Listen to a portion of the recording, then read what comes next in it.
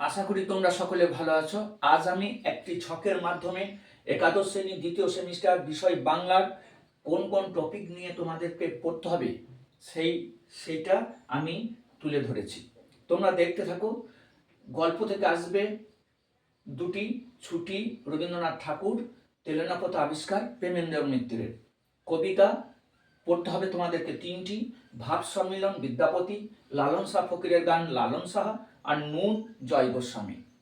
নাটক বিজন ভট্টাচার্যের লেখা আগুন, এই নাটকটি তোমাদেরকে পড়তে হবে। পূর্ণাঙ্গ সহায়ক গ্রন্থ থেকে থাকবে পঞ্চতন্ত্র, সৈয়দ মুজতবা আলী। বই কেনা আজব শহর কলকাতা, 25শে বৈশাখ, আড্ডা।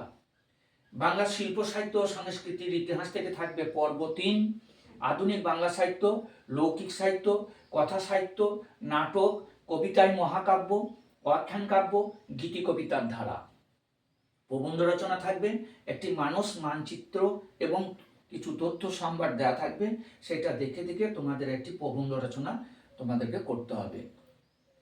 এই প্রবন্ধ রচনা থেকে তোমরা জানো 10 নম্বর আসে। এই ছিল আজকের বিষয়। যদি এই ভিডিওটি ভালো লাগে তা প্রচুর প্রচুর করে তোমাদের বন্ধুদের কাছে শেয়ার করে দিও। কোনো প্রশ্ন থাকলে কমেন্ট বক্সে জানিয়ে দিও। তোমরা ভালো থেকো।